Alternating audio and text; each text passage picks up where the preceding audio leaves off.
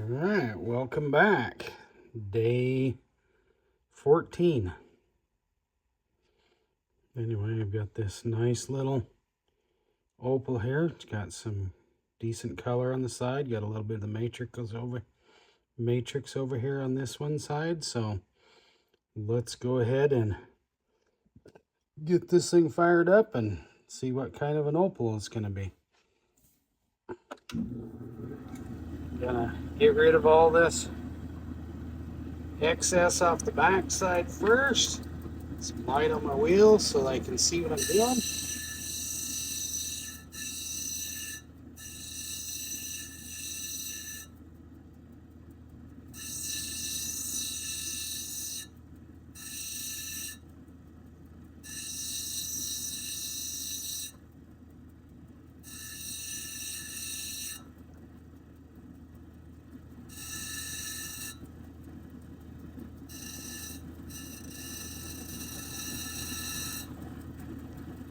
And that looks about like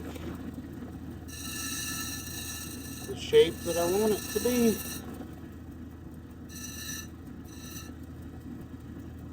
Go ahead and move to the next wheel and refine that shape and get that top domed over the way we want it. Right back in here again.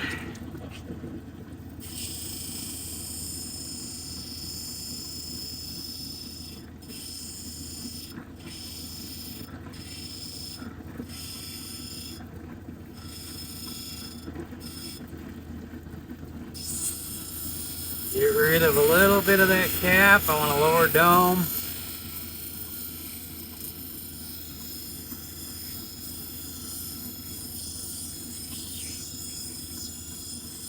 We're just rolling the thing 180 degrees side to side. Try to keep it even.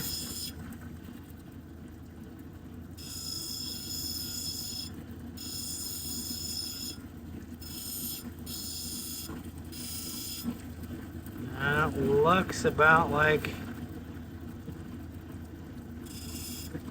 where I pretty much want it to be. There's just a little bit there. Okay, let's move to the next wheel. Doing an opal a day where I've prepped them all. Well, not all of them, but where I prep a number of them ahead of time and then I just come out and shape one every evening or every morning before I go to work.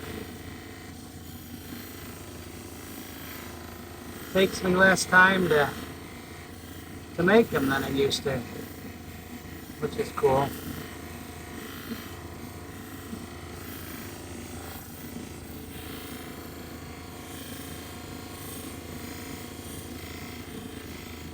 I still enjoy this process of watching this opal come to life and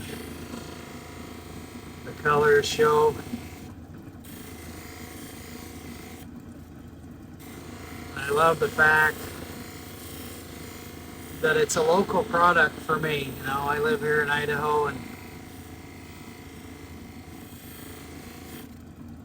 it's something that, you know, it's pretty much in my backyard, so I'm able to kind of get to know the people and the area that it comes from. Gives it a little more meaning, I guess. At least to me it does. I do enjoy making triplets. I love that when I get a piece that I can make a natural out of.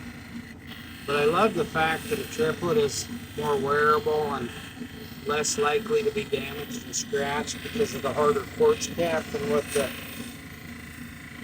hardness of the opal naturally is. It's about 6.5 and the hardness of this quartz is, I believe, an 8.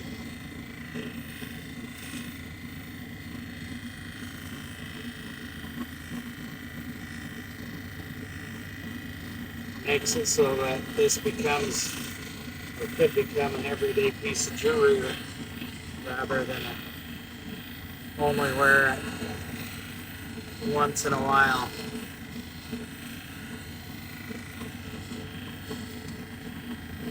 The other nice thing about the triplets is that they are a lot more affordable for those that are on a budget.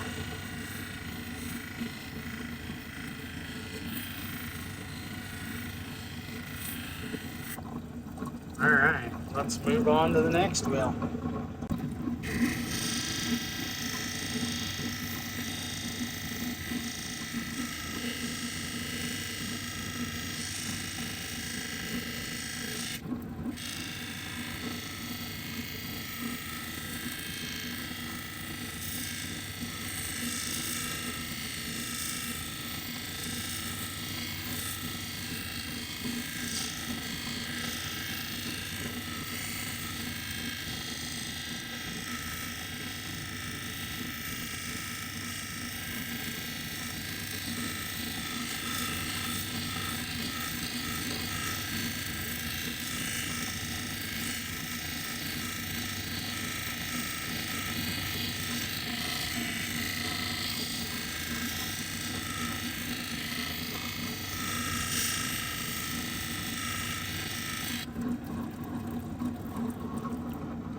And let's go to the last 3,000 grit wheel.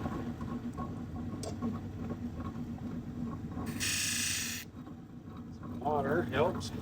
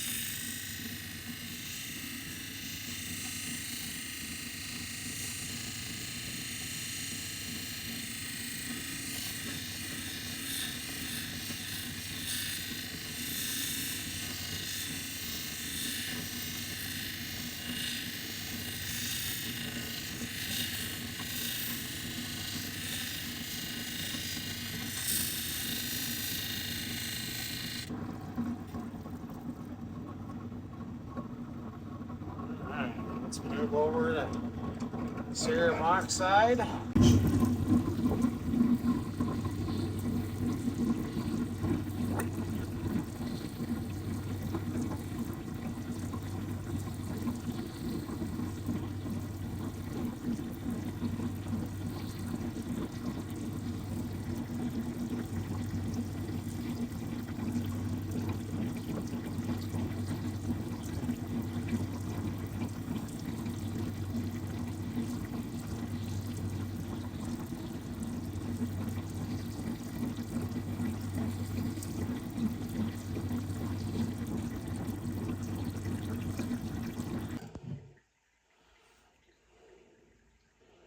Boy, this is a real fine pin fire. I think my light's kind of blowing it out pretty bad, so that you can't really see it. I'll see if I can get some better pictures. You can certainly see the color flashing, but that red in there is incredible. Yeah, I'll have to see if I still images, if I can get it. Maybe if I... No, well, there we go. There's some of that red starting to that direction of the light. Anyway, I'll have to see if I can get that red to jump out on the still image on the thumbnail for you. But here we go, day 14. Thank you so much for making it to this point and watching this video all the way through. Be sure to give a thumbs up and subscribe if you haven't already. There will be 15 more of these coming. Anyway, thanks so much. I appreciate it.